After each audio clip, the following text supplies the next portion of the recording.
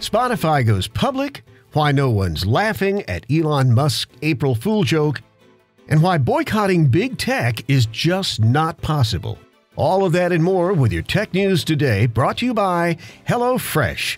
Great gourmet meals delivered straight to your door, and you prepare them in just 30 minutes or less with garden-fresh ingredients and easy-to-follow full-color instructions. HelloFresh.com/Kim. Get $30 off your first order. HelloFresh.com/Kim.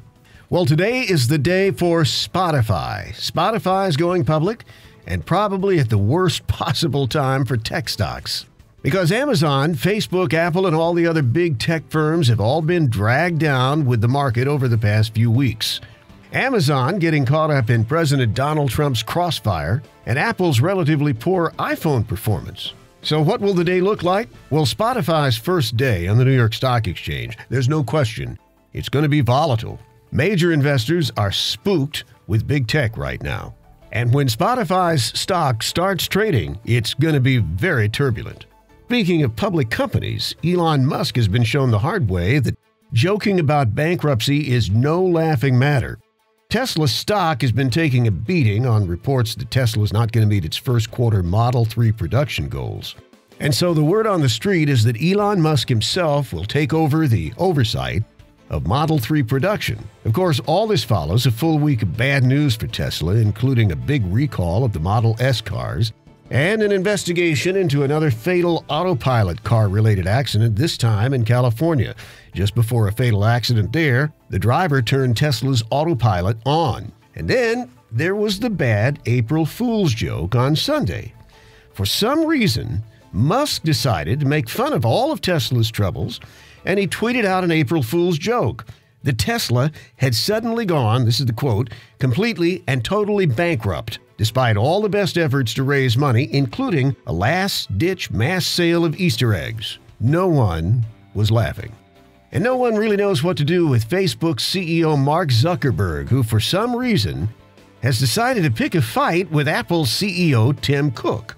Last week, Tim Cook questioned Facebook's monetizing strategy, saying that Apple doesn't sell customers' data, and he would never let Apple get into the mess that Facebook is in. Cook called it trafficking in users' personal lives. So, yesterday, Zuckerberg called Tim Cook glib. And he said that no one should allow Apple to convince them that Apple actually cares more about you than Facebook does. Now, for the record, Webster's defines the word glib as insincere and shallow, much like the way Zuckerberg has been promising to clean up Facebook for the past 2 years.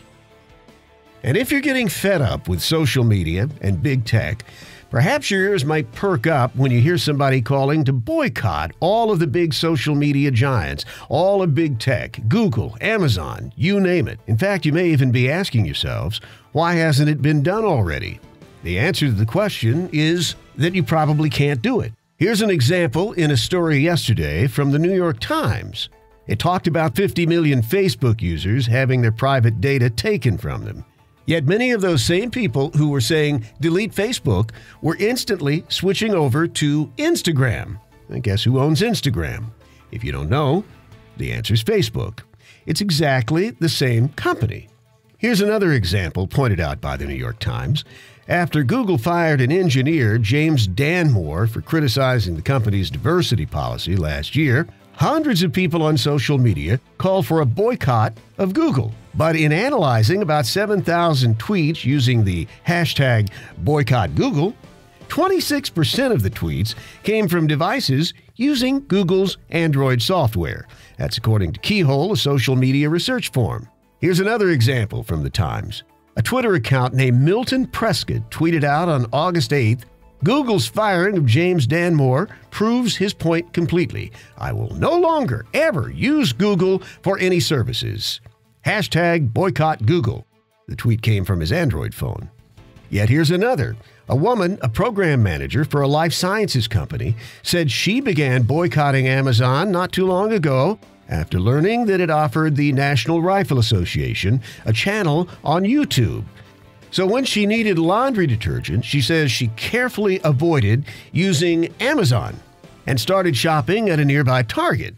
A few days later, when she needed lettuce, she promptly went into Whole Foods. The bottom line here is that as people are calling to boycott big tech, they're using big tech to try to get the boycott going. Can't be done. Our lives are completely wrapped up in the big tech companies all around us.